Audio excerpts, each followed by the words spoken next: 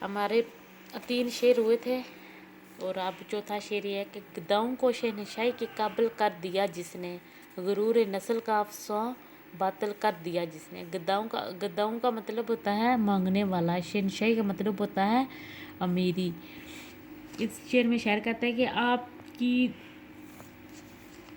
देना तशरीफ़ आवरी से नस्ल इंसानी को ज़िंदगी के असूल मिल गए, हर इंसान बदतमीज़ बन गया। वो लोग जो अरब में गरीब मस्कीन थे वो आप सल्लल्लाहु अलैहि वसल्लम की तरबियत से आला दर्जों पर फायज हो गए। इनकी नज़रों में बादशाही की भी कोई हैसियत न थी और वो अरब जो हस्बे नसब पर गुरूर तकब्बर करता था, आपने इनका गुरूर तकब्बर ख़त्म कर दिया। अगला शेर है वो जिसका ज़िक्र होता ज़मीनों आसमानों में, फरिश्तों की दुआओं मोज़न की अज़ानों में। मोज़न जो अज़ान देने वाला।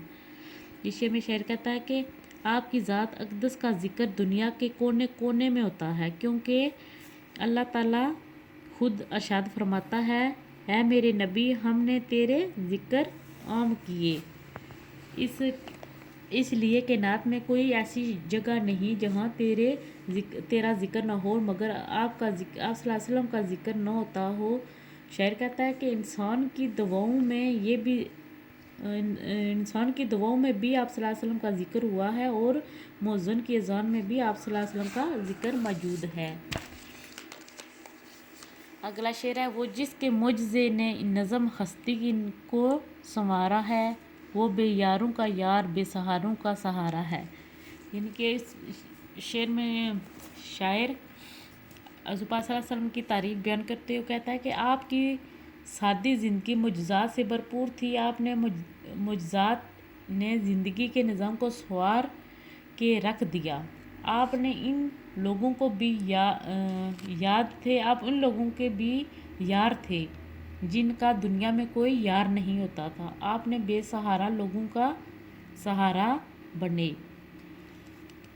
आगे आखिरी शेर है हमारा, सना हो जिसका कुरान है, सना है जिसकी कुरान में, उसी पर मेरा ईमान है, वही है मेरा ईमान। सना हो यानी कि तारीफ़ करने वाला, यानी कि जिसका कुरान है, सना यानी कि जिसका कुरान भी जिसकी तारीफ़ करता हो।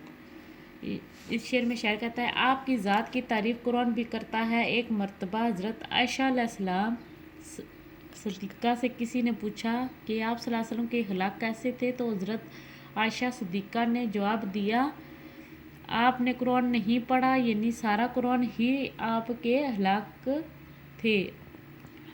आप सल्लल्लाहु अलैहि वसल्लम पर मेरा ईमान है और आप मेरे ईमान का हिस्सा हैं।